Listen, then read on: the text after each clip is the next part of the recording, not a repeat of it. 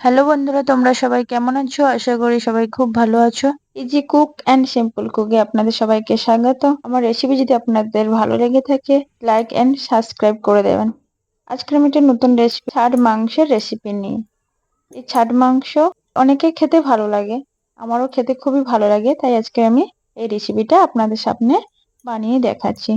এই রেসিপিটা বানানোর জন্য যে যে উপকরণগুলি লাগে সেগুলো: আদা কুচি, রসুন কুচি, কাঁচা লঙ্কা, ধনে পাতা, পেঁয়াজ কুচি, টমেটো। এগুলোকে আমি মিক্সিতে গ্রাইন্ড করে নেব। রসুন কুচি, আদা কুচি, টমেটো, কাঁচা লঙ্কা আর ধনে পাতা। আর পেঁয়াজ কুচিটা আমি রেখে দেব ওটা ম্যারিনেট করার জন্য এবং চিকেনে দেওয়ার জন্য। এই কটা উপকরণ দিয়ে আমি গ্রাইন্ডে পেস্ট করে নেব, কারণ আমার কাছে তো শিলনোড়া নেই, তাই আমি মিক্সিতে পেস্ট করে নিচ্ছি।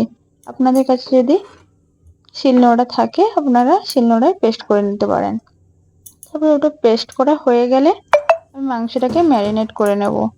মাংস ম্যারিনেট করার জন্য আমি পেঁয়াজ কুচি দিয়ে, আদা রসুনের পেস্ট এবং হলুদ গুঁড়ো, কিছুটা লবণ এবং সরষে তেল দিয়ে ভালো করে এটাকে ম্যারিনেট করে নেব।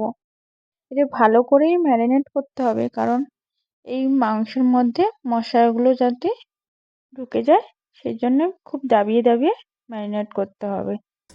আর যত ভালোভাবে ম্যারিনেট ম্যারিনেট করে আমি এটাকে 15-20 মিনিটের মতো ঢেকে রেখে দেবো। তারপরে আমি কড়াইতে তেল দিয়ে আলুগুলোকে লাল লাল করে ভেজে হিং এবং কিছুটা চিনি দিয়ে দেবো, যাতে মাংসের কালারটা ভালো আসে।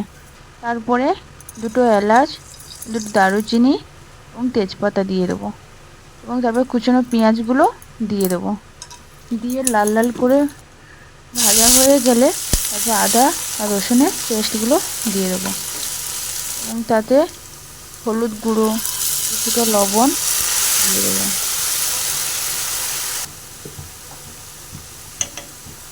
তারপর কিছুটা নাড়ার পরে হালকা ভাজা হয়ে গেলে মশলাগুলো কিছুটা জল দিয়ে নেড়ে নেব, যাতে মশলাটা না পুড়ে যায়। তারপরে যখন মশলার মধ্যে তেলটা ছাড়তে থাকবে তখন ম্যারিনেট করে রাখা চিকেনগুলো দিয়ে দেবো কড়াইতে। তারপর ঢেকে ঢেকে মাংসগুলোকে আমি সমড়ে নেব, যাতে মাংসগুলো ভালোভাবে নেড়ে নিতে হবে।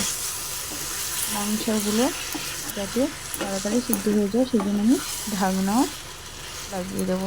ঢাকনা দিয়ে মাংসগুলো সিদ্ধ করব।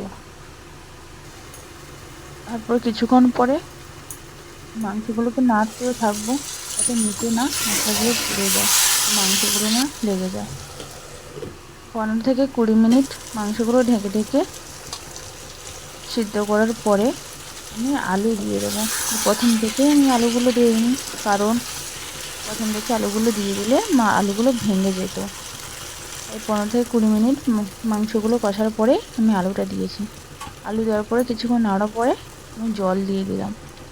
জল দিয়ে মাংসটাকে সিদ্ধ করতে দিয়ে দিলাম। আর মাংসটা পুরো রেডি হয়ে গেছে। এরপরে মিট মশলা আমি মাংসের উপরে ছড়িয়ে দিলাম। হয়ে গেছে আজকের আমার মাংসের রেসিপি এবং রেডি হয়ে গেছে। এবং মাংসটা রেডি হয়ে যাওয়ার পরে কিছুটা ধনেপাতা উপর দিয়ে ছড়িয়ে দেবো।